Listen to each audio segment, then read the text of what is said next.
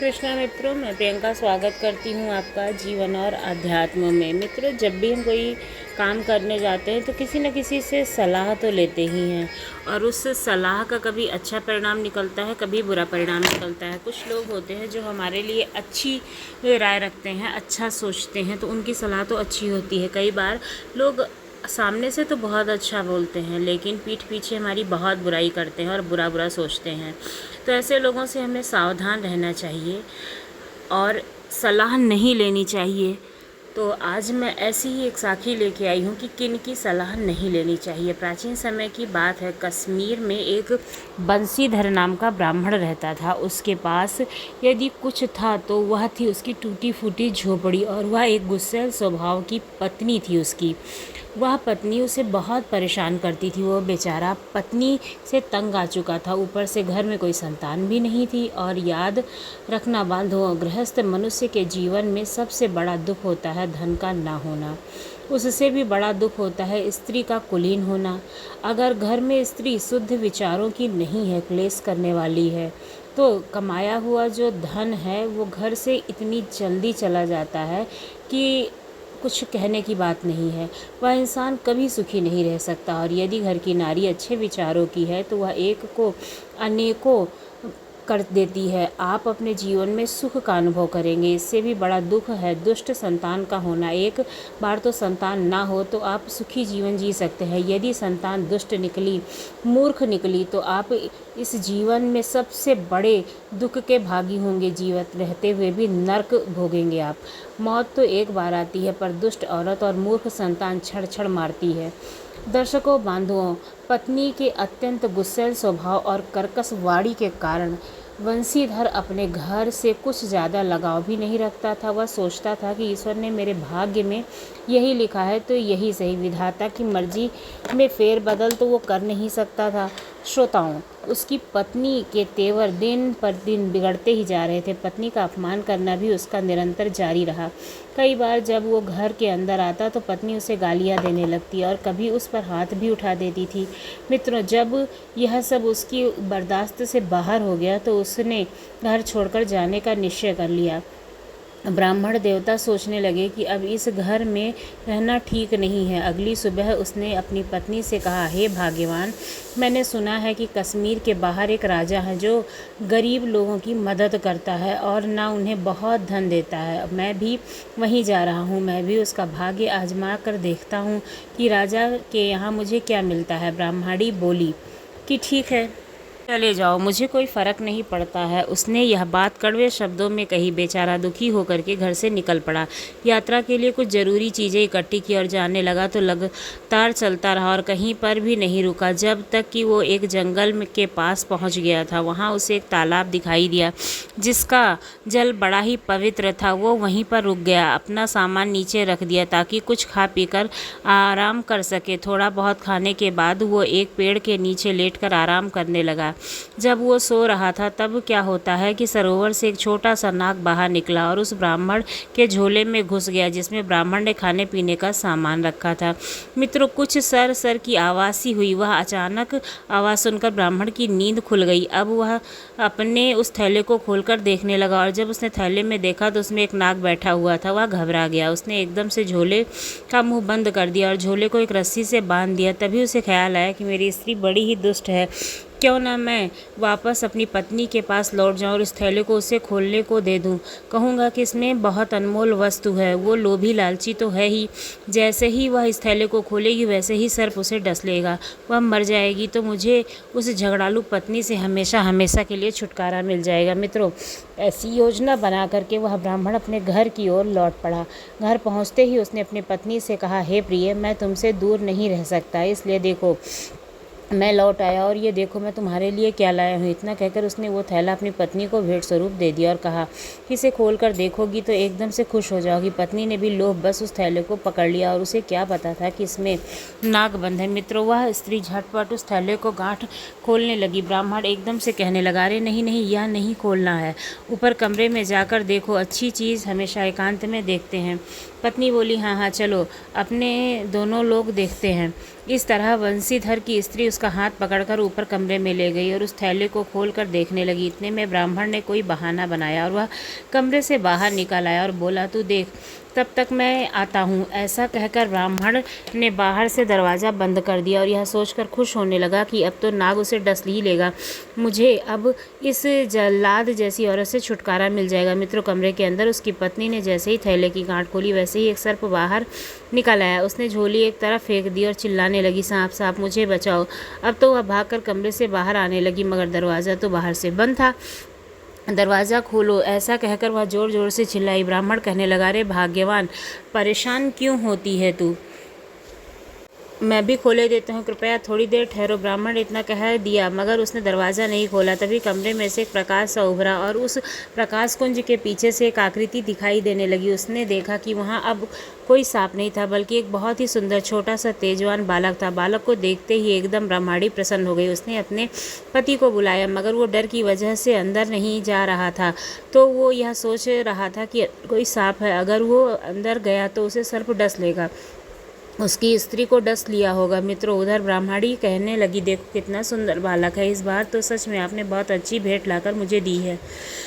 आपने यह भेंट मुझे जीवन भर की खुशियों के हिसाब से दी है। अब मैं आपसे कभी नाराज़ नहीं होंगी और मैं आपसे कभी नहीं लड़ूंगी। एक बार अंदर तो आइए। पत्नी की बातें सुनकर ब्राह्मण ने दरवाज़ा खोला और कमरे के अंदर गया तो उसे ने भी बालक को निहारा हुआ बहुत ही खुशी से गदगद था। बालक को देखकर वह अपने सारे दुख भूल चुका था। उसने अपने बेटे और पत्नी को चूमा। दोनों पति पत्नी बड़े ही प्रसन्न हो गए तो अब वे दोनों उस बालक के साथ खुशी से रहने लगे। उस बालक के आते ही जैसे ब्राह्मण के भाग्य ही खुल गए हों। कुछ ही दिनों में वो एक धनी व्यक्ति बन गया और धन बढ़ने से उसका हर तरफ सम्मान होने लगा। उसका बेटा जितना बड़ा होता गया उतना ही सुंदर होता गया। श्रोताओं, ब्राह्मण और उसकी पत्नी ने उस बालक का नाम मदन सेन रखा और बालक रूप गुण बल में बुद्धि में बहुत ही तेज था। 4 वर्ष का बालक इतना बुद्धिमान था कि बड़ों बड़ों को बहस में हरा देता था। हालांकि उसको दूसरे बालकों की तरह विद्यालय नहीं भेजा गया, मगर फिर भी उन बच्चों से ज़्यादा होशियार था। वो सभी भाषाएं जानता था, हमेशा ज्ञानी लोगों की तरह ज्ञान की बातें करता था। उसमें असीम शक्तियां थी। धीरे धीरे बालक मदन ने जब युवा हो गया तो उसने अपने पिता से पूछा, पिताजी क्या यहाँ आसपास कोई पवित्र जलाशय नहीं है? पिताजी कहने लगे, बेटा जलाशय तुम क्या करोगे? बेटे ने कहा, पिताजी मैं पवित्र जलाशय में स्नान करना चाहता हूँ। मेरी कई दिनों से इच्छा है। बहुत समय से मेरी एक सरोवर में नहाने की इच्छा हो रही है, परंतु वो सरोवर एक शुद्ध नहीं होना चाहिए। ये शुद्ध नहीं है, मैं तो अशुद्ध हो जाऊंगा। ब्राह्मण ने कुछ सोचा और फिर कहा, बेटे हमारे आसपास तो ऐसे कई जलाशय नहीं हैं, मगर राजा के बाग में एक बहुत सुंदर पोखर है। उस बाग के चारों ओर एक ऊंची दीवार है। बाग के मुख्य द्वार पर राजा के सैनिक बैठे रहते हैं। उस बाग में जाना तो असंभव है। लड़का बोला, पिताजी आप मुझे बस बाग दिखा दीजिए कि वो बाग कहाँ है। तब बंसीधर कहते हैं, नहीं नहीं बे, हमारा वहाँ जाना उचित नहीं है। अगर जाके लोगों ने, सिपाहियों ने हमें देख लिया तो महाराज को खबर लग जाएगी और वो हमें जिंदा ही नहीं छोड़ेंगे। वो बालक कहने लगा, नहीं पिताजी आप डरिए मत, आप मुझे बाग में ले चलिए, हमें कुछ नहीं होगा। आप तो जानते ही हैं कि मेरे पास कितनी शक्तियाँ हैं। मैं कोई साधारण युवक नहीं हूँ, मगर फिर भी मुझे ध्यान तो रखना ही हो, क्योंकि आपके लिए तो मैं अपना बेटा ही हूँ। आप मुझ पर विश्वास रखिए। मित्रों, वह बालक बंसीधर से ज़्यादा ही जिद करने लगा तो वह ब्राह्मण उसे राजा के बाग की तरफ लेकर चल देता है और कुछ ही देर में दोनों बाग के पास पहुंच गए। उधर नागदेव मदन सेन ने देखा कि बाग की दीवारें बहुत ऊंची ऊंची हैं, इन पर चढ़ना तो आसान नहीं, तो वह छिद्र तलाशने लगा। थोड़ी देर बाद आखिर उसे एक छोटा सा छिद्र दीवार के नीचे दिखाई दिया तो वह बड़ा ही प्रसन्न हुआ। उसने अपने आप को छोटे सांप के रूप में बदला और बाग के अंदर घुस गया। अंदर जाकर उसने एक पवित्र स्वच्छ पानी का तालाब देखा तो उसमें अपना रूप बदल लिया और एक ये सुंदर युवक राजकुमार के रूप में परिवर्तित हो गया। उस निर्मल जलाशय में स्नान करने लगा। मित्रों, जब वह नाग सुंदर राजकुमार के रूप में उस सरोवर में स्नान कर रहा था तब उस समय राजकुमारी मोहिनी अपनी सहेलियों के साथ बाग में मौजूद थी। राजकुमारी ने पानी की आवाज़ सुनी तो उसने अपनी दासियों को देखने के लिए भेजा कि जाओ देखो बाग में कोई आया तो नहीं है, परंतु जब तक दासियां उस सरोवर के पास पहुंची तब तक वो युवक छोटे से सांप का रूप धारण करके बाग से निकल जा चुका था। मित्रों, इस तरह वह ब्राह्मण पुत्र रोज बाग में स्नान करने चला आता था। धीरे धीरे कई दिन बीत गए। एक दिन की बात है, वो रोज़ की तरह बाग में जाकर नहाने लगा। संयोग से उस दिन भी राजकुमारी बाग में मौजूद थी। राजकुमारी ने फिर पानी की आवाज़ सुनी तो उसे लगा कि जैसे उसने सरोवर में कोई नहा रहा हो। यह सुनकर उसे बड़ा ही गुस्सा आया। उसने फ़ौरन अपनी दासियों से कहा, कौन है यह दुष्ट जो मेरे बाग में, मेरे तालाब में नहाने की हिम्मत कर रहा है? देख कर आओ, जो भी हो उसे पकड़ कर ले आओ। श्रोताओं, राजकुमारी मोहिनी की बात सुनकर दासियाँ चली गई, मगर इस बार भी वे नाग को नहीं देख पाईं, क्योंकि वह तब तक वहाँ से जा चुका था। इसी तरह अगले दिन जब वो नाग सुंदर राजकुमार बनकर उस तालाब में नहाने लगा, तो उस दिन राजकुमारी उसी तालाब के आसपास बैठी थी। राजकुमारी को उस राजकुमार को देख रही थी, पर वह युवक राजकुमारी को नहीं देख पा रहा था। उसने एक अति सुंदर युवक को ताल में नहाते हुए देखा तो वह गुस्सा तो भूल गई। उसने टकटकी लगाए देखती रही। उस सुंदर युवक को देखकर मन ही मन सोचने लगी कि ऐसी सुंदरता तो उसने कभी साधारण मनुष्य में देखी नहीं। ये देव रूपी युवक कौन हो सकता है? जो भी हो, फिलहाल उसने मेरे मन को अपनी सुंदरता से जीत लिया है। अगर यह राजकुमार मुझे मिल जाए तो मैं अपने आप को बहुत ही भाग्यशाली समझूंगा। दर्शकों, स्नान करने के बाद वह राजकुमार तालाब से निकल कर जाने लगा। राजकुमारी मोहिनी ने अपनी दासी को उसके पीछे लगाया कि देख कर आओ कि यह कहाँ जाएगा। राजकुमारी की दासी उस युवक के पीछे पीछे चलने लगी। दीवार के पास में जाकर उस युवक ने अपने आप को एक सर्प के रूप में बदल दिया और दीवार से बाहर निकलकर बाहर चला गया। राजकुमार सर्प के रूप में परिवर्तित हो रहा था तो राजकुमारी ने दासी ने उसे नहीं देखा, लेकिन जब वह युवक बनकर उस ब्राह्मण के साथ जाने लगा तब उसने देख लिया कि यह तो एक ब्राह्मण का लड़का है। सारी बात आकर दासी ने राजकुमारी को बताई। वह सर्प तो युवक बनकर अपने पिता ब्राह्मण के घर चला गया। इधर राजकुमारी उस ब्राह्मण कुमार पर दिलो जान से मर चुकी थी। उसने जाने के बाद राजकुमारी को बिल्कुल भी अच्छा नहीं लग रहा था। वह अपनी दासियों के साथ अपने घर लौट आई और अपनी माता के पास पहुंच जाती है। राजकुमारी अपनी माता से कहती है कि हे माता, आज मैंने एक बहुत सुंदर युवक को देखा। इतनी सुंदर पुरुष तो मैंने आज तक कभी नहीं देखा था। माँ, उस युवक ने मुझे पागल कर दिया है। मैं विवाह करूंगी तो उसी ब्राह्मण कुमार के साथ, अन्यथा सारी ज़िंदगी कुंवारी बैठ जाऊंगी। मैंने पता करवाया है, वो अपने नगर के एक वंशीधर ब्राह्मण का पुत्र है। आप पिताजी से कहकर किसी तरह से मेरा विवाह उसी के साथ करवा दो। मुझे उस युवक से प्रेम हो गया है। मित्रों, रानी ने यह बात राजा को बताई। राजा अपनी बेटी के पास गए और कहा, मेरी प्रिय पुत्री, तुम जिस भी राजकुमार के साथ विवाह करना चाहो मैं कर दूंगा। मैं सभी अच्छे अच्छे राजकुमारों को यहाँ बुलाऊंगा। तुम्हारे लिए एक स्वयंवर का आयोजन करूंगा। तुम जिसको भी चाहो उसे अपना पति रूप में स्वीकार कर लेना। राजकुमारी मोहिनी ने कहा, पिताजी, आपको स्वयंवर कराने की ज़रूरत नहीं है। मैं अपना वर तलाश चुकी हूँ। राजा ने पूछा, कौन है वह खुशनसीब जो हमारी प्यारी पुत्री का पति होगा? तब राजकुमारी कहती हैं, पिताजी, वो युवक एक ब्राह्मण का पुत्र है। उसके रूप और गुणों के समान दुनिया में और कोई नहीं हो सकता है, तो मैं उसे अपना पति मान चुकी हूँ। राजकुमारी की बात सुनकर राजा कहने लगा, तुम्हें मालूम भी है कि यह तुम क्या कह रही हो? राजा कहने लगा, पुत्री, एक राजा की बेटी हो और ब्राह्मण का एक साधारण सा व्यक्ति है। मैं कैसे उसका विवाह तुम्हारे साथ करा सकता हूँ? मैं राजा हूँ, मैं किसी राजकुमार के साथ तुम्हारा विवाह करा सकता हूँ, लेकिन ब्राह्मण पुत्र के साथ मैं नहीं करा सकता हूँ। मैं तुम्हारे लिए कोई राजकुमार तलाश करूंगा। उससे विवाह करके तुम गरीब हो जाओगी और खुश नहीं रह पाओगी। मित्र, और विवाह संबंध हमेशा बराबर वालों में होना चाहिए। धरती और आकाश का कभी मिलन नहीं हो सकता है। हे बेटी, अगर तुम कहो तो मैं तुम्हारे लिए दुनिया का सबसे सुंदर राजकुमार तुम्हारे घर बुला दूँ। कहती है, मैं किसी को अपना पति नहीं स्वीकार कर सकती हूँ। मैं उसी से विवाह करना चाहती हूँ जिससे मैंने प्रेम किया है। राजा कुछ दिनों तक सोचते रहे और आखिर में उन्होंने अपनी बेटी की प्रसन्नता को ध्यान में रखते हुए बंसी ब्राह्मण को बुलाने की आज्ञा दी। जब वो ब्राह्मण राजा की आज्ञा को सुनता तो चिंता में पड़ गया। वो सोचने लगा कि मुझे महाराज ने क्यों बुलवाया होगा? कहीं उनको इस बात का पता तो नहीं चल गया कि मेरा पुत्र राजकुमारी के बाग में नहाने को जाता है? हो सकता है वह मुझसे पूछना चाहते हो, मैं इतना गरीब था और इतना धनवान कैसे बन गया, या फिर कोई और भी बात हो सकती है। मित्रों, इसी चिंता में वह सारी रात सो नहीं पाया और जब प्रातः काल हुआ तो वह डरता डरता ब्राह्मण महाराज के दरबार में पहुंच गया। और महाराज के दरबार में जब पहुंचा तो राजा साहब उसे देखकर मन में विचार करने लगे कि क्या इसी के बेटे के साथ मुझे अपनी बेटी का विवाह करना होगा? अगर मैंने ऐसा किया तो दूसरे राजा क्या कहेंगे? मेरे मंत्री संतरी क्या कहेंगे? काफ़ी सोच विचार के बाद राजा ने अपनी बेटी के पक्ष में ही फैसला सुनाया। एक पिता को और क्या चाहिए? उसके बेटे बेटी की खुशी। जब वो राजा ने निश्चय किया कि वह अपनी बेटी की खुशी के लिए उसका विवाह उसी ब्राह्मण के बेटे के साथ करेगा, उन्होंने कहा, ब्राह्मण महाराज, मैंने तो सुना है कि आपका एक गुणवान पुत्र है और वह अत्यंत सुंदर है। क्या आप उससे मेरी बेटी का विवाह करने की अनुमति देंगे? ब्राह्मण कहने लगा, महाराज, आप महान हैं, आप अति बुद्धिमान हैं और समस्त प्रजा के पालक हैं।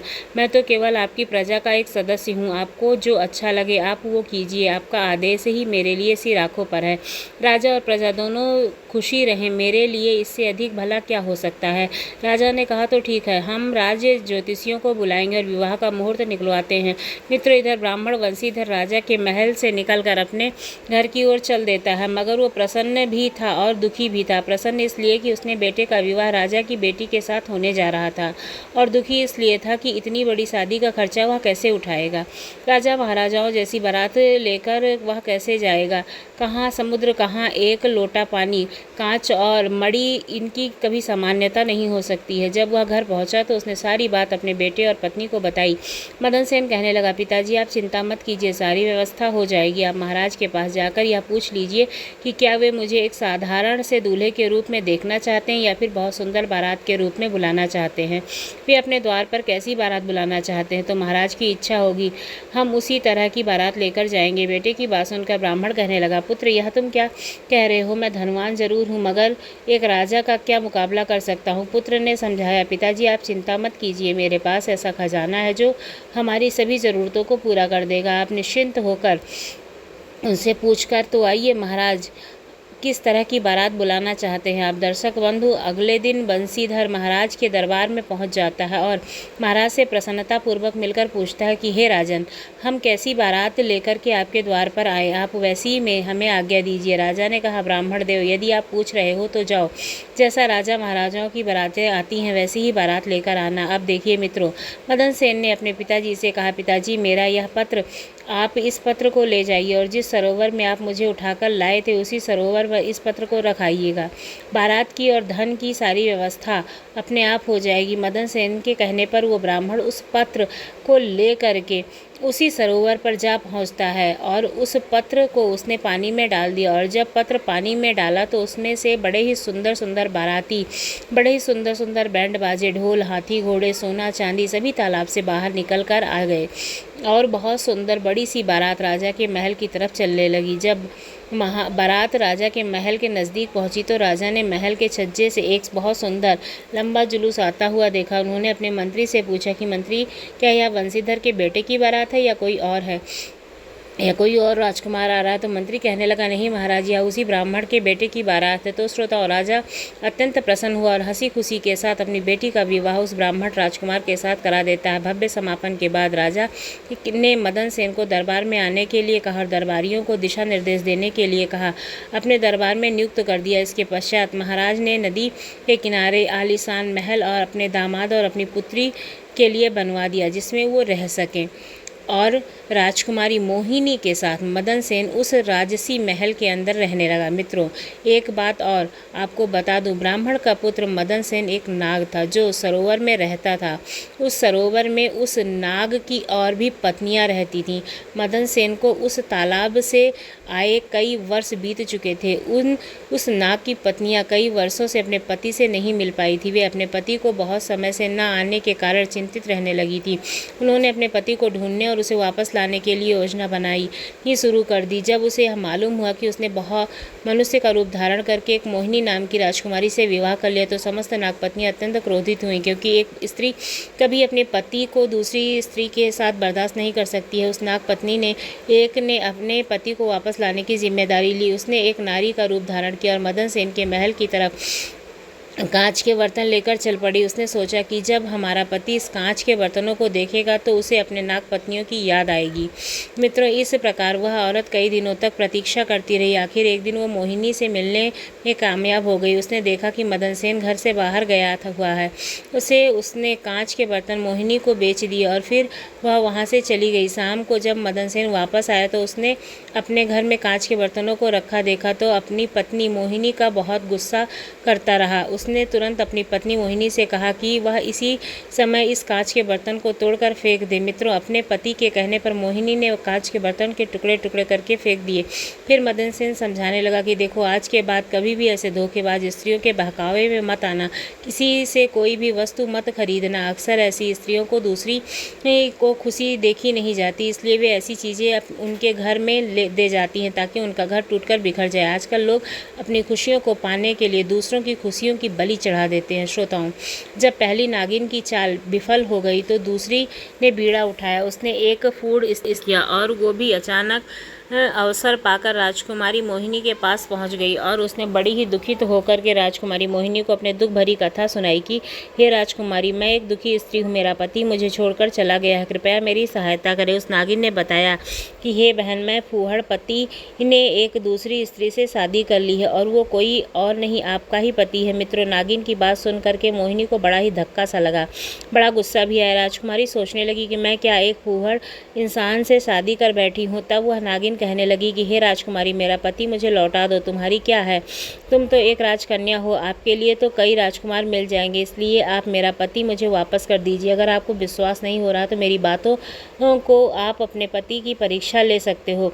राजकुमारी बोली कि मैं कैसे परीक्षा लूँ बहन? तो उसने जवाब दिया कि आप अपने पति को पानी में उतरने के लिए कहिए, यदि वह पानी में डूब जाए तब तो मेरा पति है, अगर वह ना डूबे तो वो आपका पति है। मित्रों, इतना कहकर वह नागिन पानी के अंदर वापस चली गई। इधर जब शाम तक का वक्त होता है तो नाग मदन सेन अपने महलों में आता है और राजकुमारी मोहिनी से उसे पूरी कहानी सुनाई। तुमने मेरे साथ धोखा किया है, तुम किसी और के पति हो। तब मदन सेन पूछता है कि प्रिय, तुम्हें यह सारी बातें कौन बताता है? तब राजकुमारी कहती है कि एक स्त्री आई थी, उसी ने मुझसे यह कहा है, वह तेरा पति नहीं है, मेरा पति है। दूसरी स्त्री की बात सुनकर मदन सेन समझ गया कि जरूर ही वो नागिन होगी और एकदम से मोहिनी को समझाने लगता है, हे प्रिय, अगर तुम्हारे पास कोई स्त्री आती है तो उसे ध्यान मत दो, और असली मनुष्य नहीं थी, वो कोई ऐसी स्त्री है जो रूप बदल कर तुम्हारे पास आई थी। वह हमें अलग करना चाहती है। ऐसे लोगों पर विश्वास नहीं करना चाहिए। संसार में कुछ लोग ऐसे ज़रूर होते हैं जिसने दूसरी की खुशियाँ नहीं देखी जाती हैं। ना जाने लोग क्यों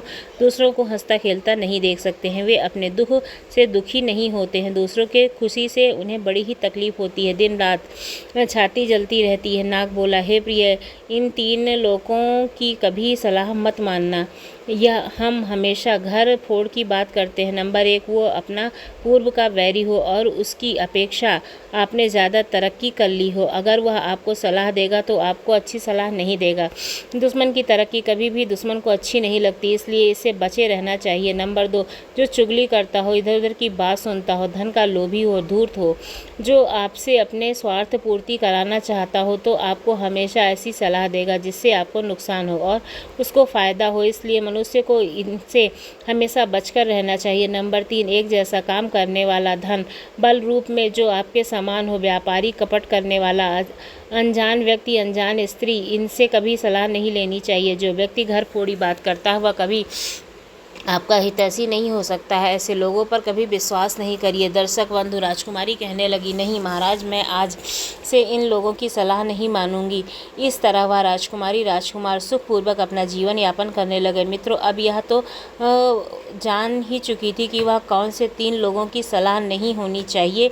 तो मित्रों, कैसा लगा? आपको नहीं माननी है और जीवन को सुखद जीवन बना के रखना है। अगर आपकी स्त्री आपके घर में कलह करती है, मतभेद होते हैं, तो ज़रूर उसका कोई कारण होगा। आप उस कारण को जानने की कोशिश कीजिए, जैसे आपके घर की तकलीफ़ें ख़त्म हो जाएं। और जिस घर में हमेशा चिड़चिड़ बड़बड़ लड़ाई झगड़े होते हैं, उस घर में कभी भी लक्ष्मी का आगमन नहीं होता है। इसलिए हमेशा अपने घर के वातावरण को शांत रखिए, खुश रखिए और कभी भी किसी भी गलत व्यक्ति की सलाह मत लीजिए। आपको कहानी कैसी लगी ज़रूर बताइएगा। अगर अच्छी लगी हो तो हमारे चैनल को सब्सक्राइब करना ना भूलिएगा। धन्यवाद।